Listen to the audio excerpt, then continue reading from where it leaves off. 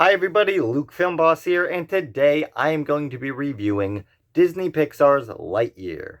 So I'm going to start with the story. So you have Buzz Lightyear and his Commander Hawthorne, who's his commander slash friend, companion person, and the movie kind of sets up a decent relationship with them.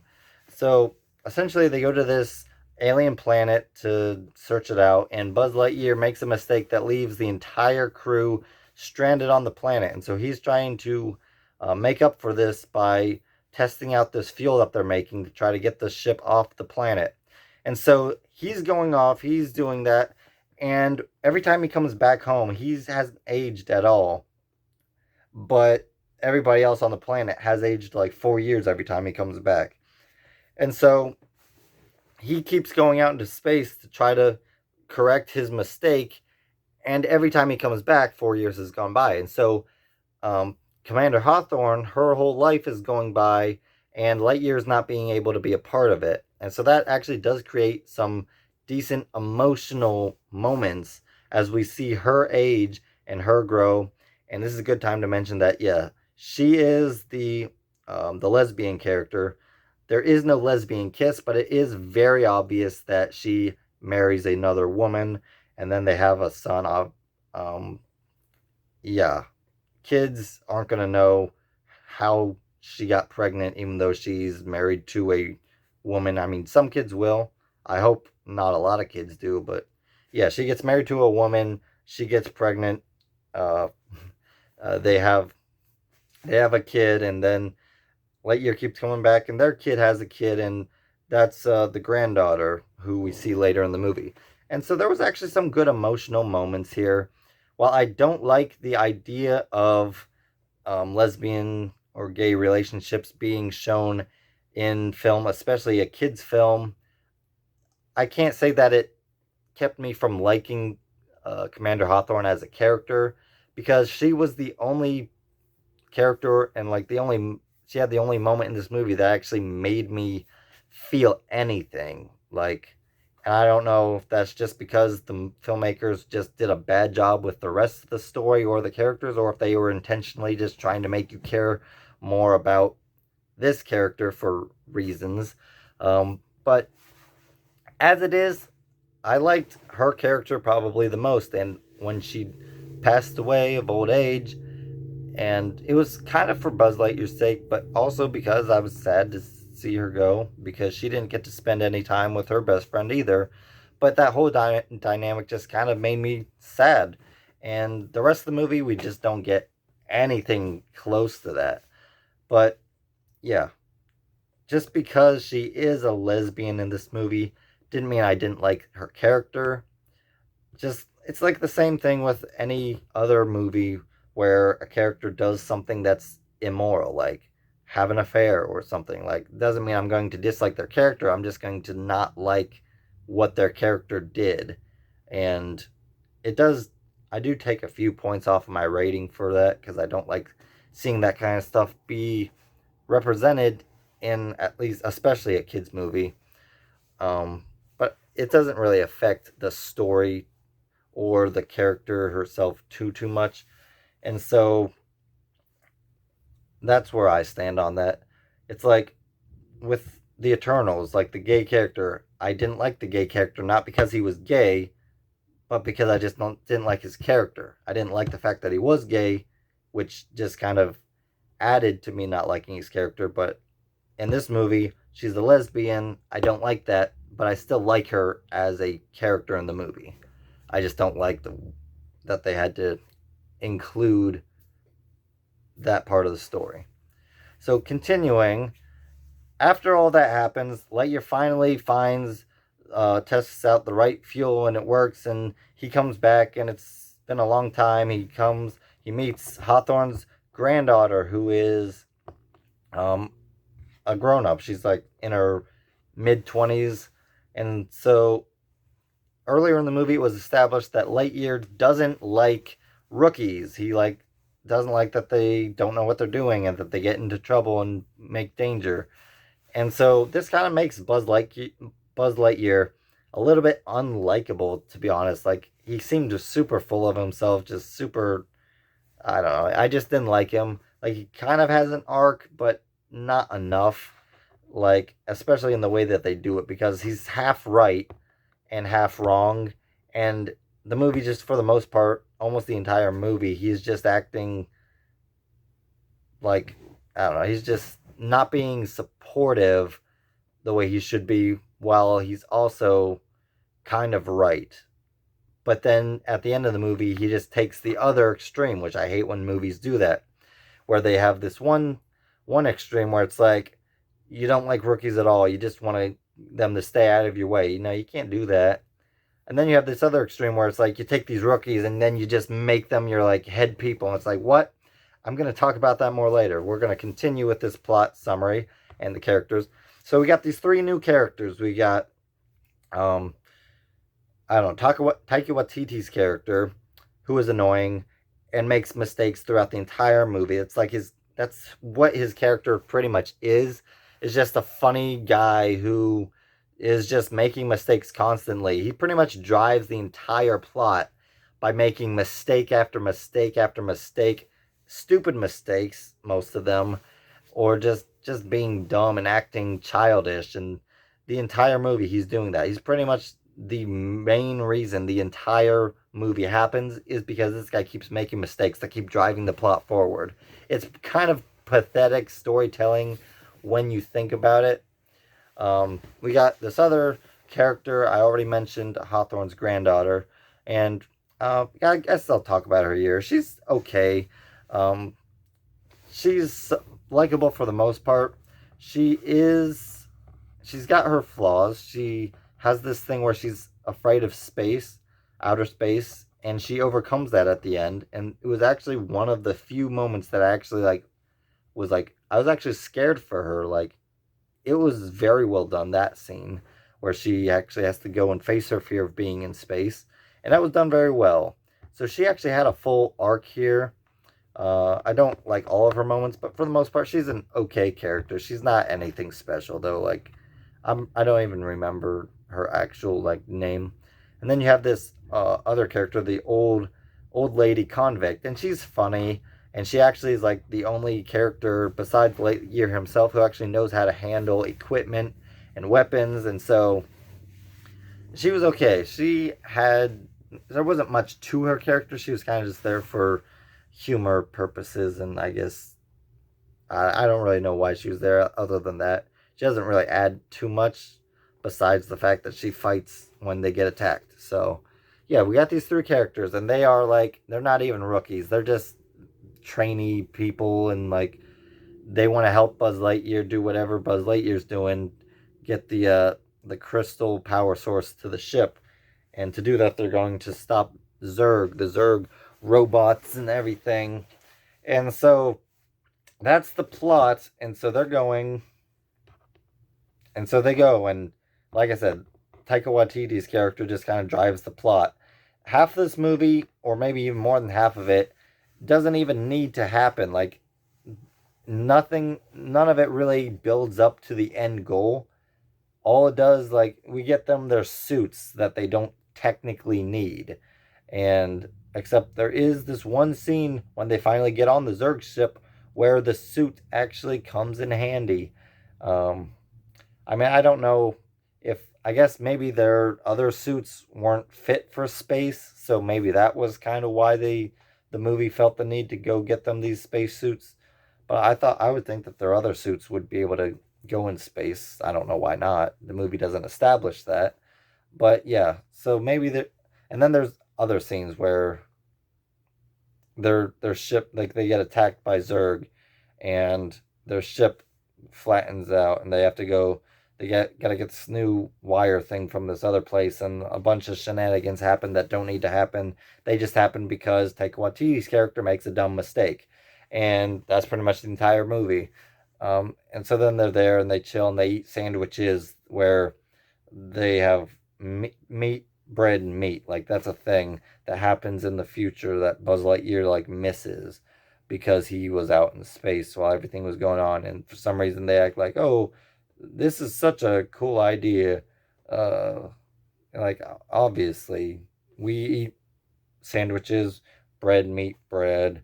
they eat sandwiches, meat, bread, meat. It makes just as much sense as anything. Like it was Pixar trying to be like, oh, we're creative, we're creating this cool moment with our characters, and it's like by making a twisted sandwich, like that's the coolest thing you could come up with in this whole movie. Yeah, like there's really not much imagination in this movie. It's very basic, borderline. So then our characters just kind of get attacked by Zurg and his robots, and then eventually Zurg just brings Lightyear up. He captures him and brings him up with him, and then our other characters find a way that happened uh, in earlier, like a few minutes before, that allows them to get to the Zurg ship where they can help take down the Zurg ship. And all of this could have literally happened in like 10 minutes, but the movie drags it out, doing a bunch of stuff that in the end becomes absolutely pointless. But whatever. Uh, it could have happened so much differently and so much better. But it doesn't. They get to the Zerg ship, and there's this twist and all of this where none of it really works. The twist is, well, it works. I shouldn't have said that. It works. It's just very boring and basic. And I'm not going to spoil it, but this might give you a hint. The Lego Movie 2 did it 100 times better. Like, this movie just essentially, there's a lot in this movie that's just kind of like copying other movies, although that's not really fair because there's a lot of things in this movie that aren't necessarily, like, we can't really say that they copied, but they're just so similar to other movies like Interstellar and the Lego Movie 2 that it kind of seems like it's borrowing from those movies because it's following plot points and stories, like story aspects that are pretty much the same, just done worse and more boring and less interesting.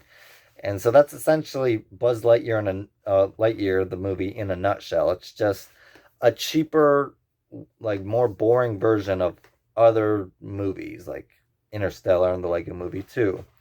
And so the finale is just a whole bunch of boring, unemotional slog that somewhat like does a decent job of tying its themes together, but still not nearly enough. Like the whole, that's pretty much the synopsis.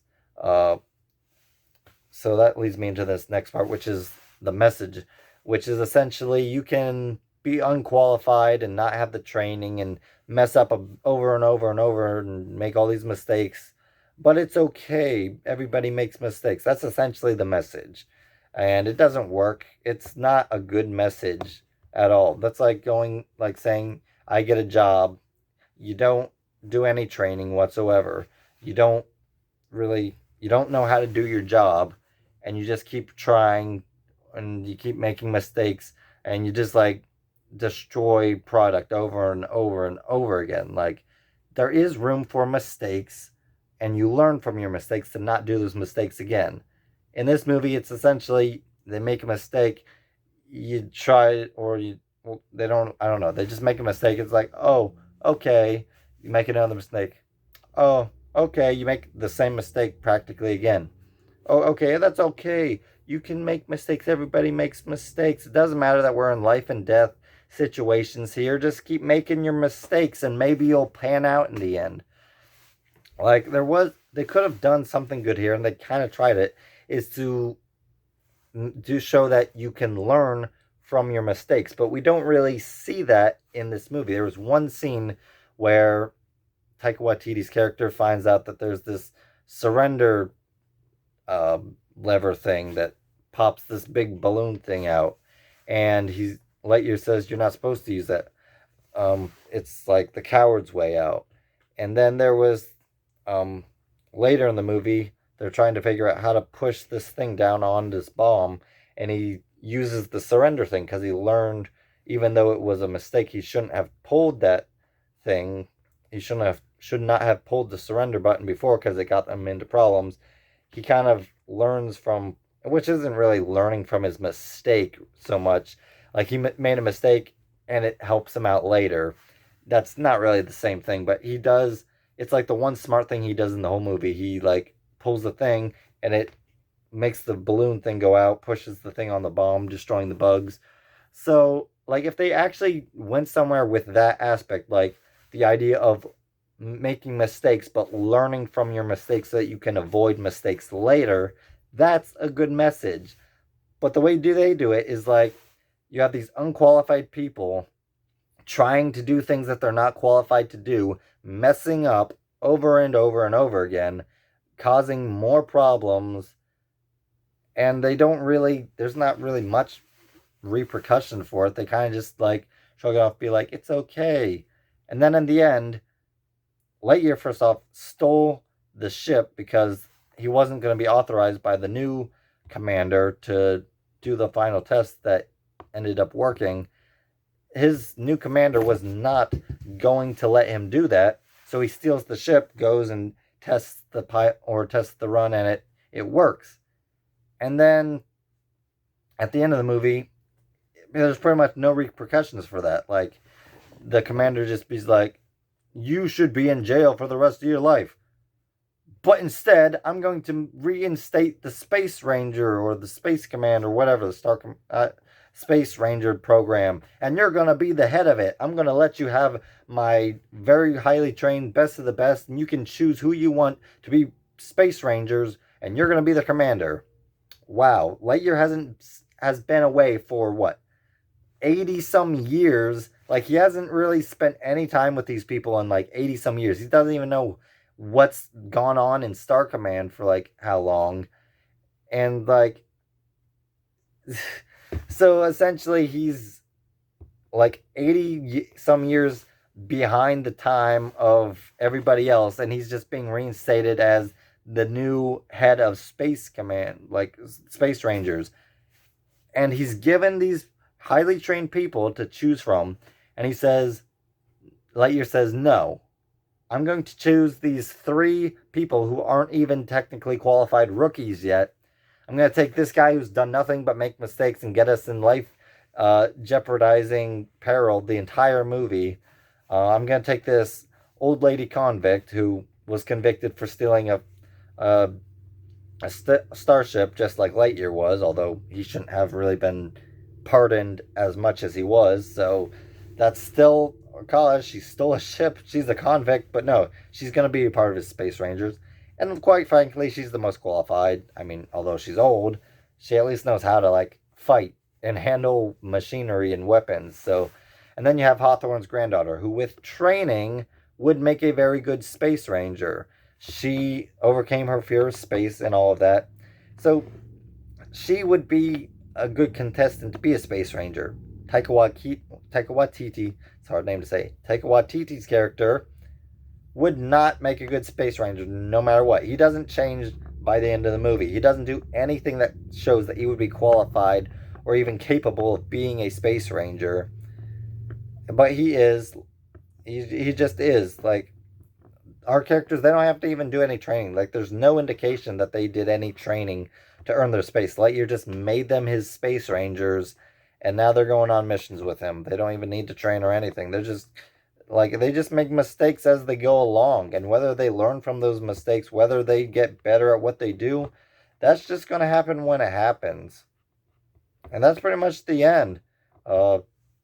Yeah.